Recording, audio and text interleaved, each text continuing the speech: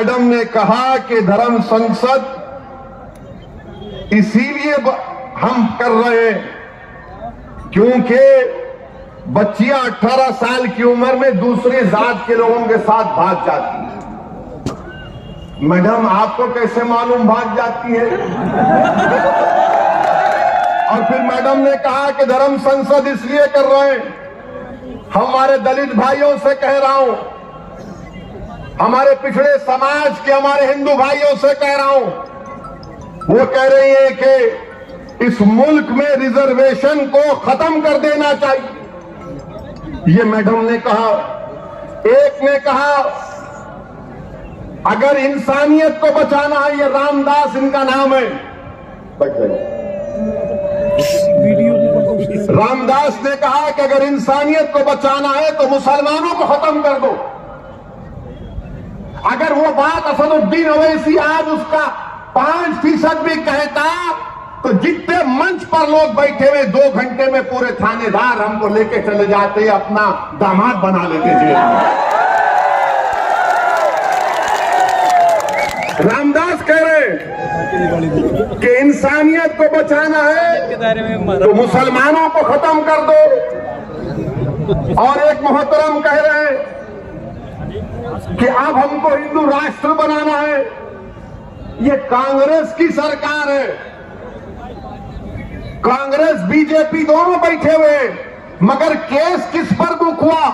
वो आदमी पर बुक हुआ जिसने गांधी को गाली दी थी। क्या गांधी भारत के मुसलमानों से बड़ा है? मेरा मानना यह है कि गांधी भी बराबर है, भारत का हर नागरिक बराबर है। अगर गांधी को गाली दी गई और मुसलमान को गाली दी गई तो दोनों पर केस बुक होना चाहिए।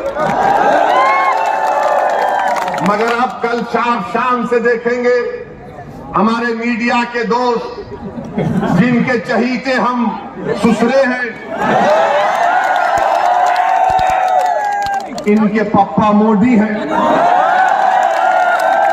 तो चलाएंगे ओवैसी ने गांधी को बोल दिया। हम ये पूछ रहे हैं कि गांधी को गाली देने पर मुकदमा अगर हो सकता है तो मुसलमान को खत्म करने का मुकदमा क्यों नहीं होगा? तुमको अगर गांधी से मोहब्बत है तो भारत के मुसलमानों से ही मोहब्बत रखो, क्योंकि गांधी ने भूख हड़ताल की थी पार्टीशन के वक्त, जब मुसलमानों को काटा जा रहा था फसादात में। 1 दिन नहीं, 2 दिन नहीं, गांधी ने कई दिन भूख हड़ताल की और इस शर्त पर अपनी भूख हड़ताल को गांधी ने खत्म किया था कि मुसलमानों की जान और माल की हिफाजत करनी चाहिए। कुतुबुद्दीन बख्तियार काकी के आस्थाने को जला दिया गया था। गांधी ने कहा कि उसको बनाना पड़ेगा, तब मैं भूख हड़ताल खत्म करूंगा। अरे गांधी से मोहब्बत है तो मुसलमानों से नफरत क्यों है? तुमको बताओ।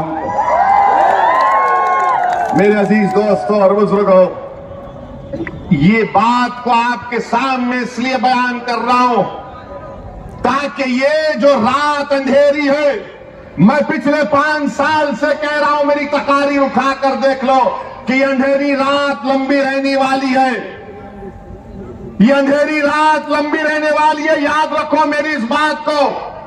हाँ, इस अंधेरी रात में सेकुलर जहन रखने वाले हमारे हिंदू भाई आज भी हैं, जो अंधेरी रात में जुगनू की तरह चमक कर कुछ उम्मीद की शमा जलाए बैठे हैं। मगर याद रखो ये अंधेरी रात है जो नफरत फैला रहे हैं। ये भारत के दुश्मन है जो मुसलमानों को खत्म करने की बात कर रहे हैं। ये भारत के दुश्मन है, ये भारत के संविधान के दुश्मन है, ये अंबेडकर के दुश्मन है, ये गांधी के दुश्मन है, ये मौलाना अबुल कलाम आजाद के दुश्मन है, ये मुजाहिदीन आजादी के दुश्मन है।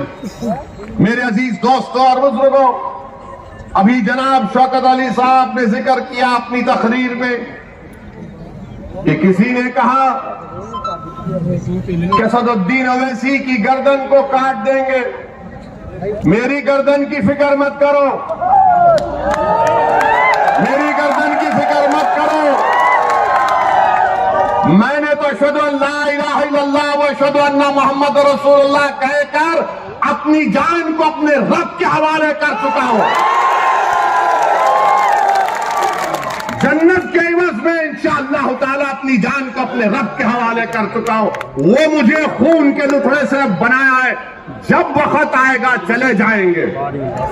कोई नहीं टिकेगा इस दुनिया में, कोई नहीं टिकेगा। बड़े बड़े वजीर आजम आए, सबको जाना पड़ा, कितने प्रधानमंत्री आए, सबको जाना पड़ा, मैं भी जाऊंगा। तुम अपनी फिक्र करो, तुम अपनी फिक्र करो कि मेरी गर्दन काटेंगे। गर्दन काटने से क्या हक की आवाज दब जाएगी? क्या गर्दन काटने से सच्चाई छुप जाएगी? क्या गर्दन काटने से जालिम के खिलाफ आप लोग नहीं लड़ेंगे? क्या गर्दन काटने से आप मजलूमों का साथ नहीं देंगे? क्या गर्दन कट जाने से आप इन जालिमों के खिलाफ एक शीशा पिलाई दीवार नहीं बनेंगे? आपको बनना है। और मैं इन लोगों से कह रहा हूं कि ये जान से मारने की धमकी मुझे मत दो। मैं जब 12 साल की उम्र का था, जब से अपने घर के सामने ये संघ परिवार के लोग हमारे घर के पास आकर नारे लगाते थे, मेरे छोटे भाई अकबर भी इसको जानते हैं, हमारे घर के सामने आते थे और नारा लगाते थे कि मुसलमान खबरस्तान या पाकिस्तान। 15-20 लोग आते थे, हमारे एक ताया थे, वो जब भागते थे तो पूरी अपनी चप्पलें छोड़कर भाग जाते थे।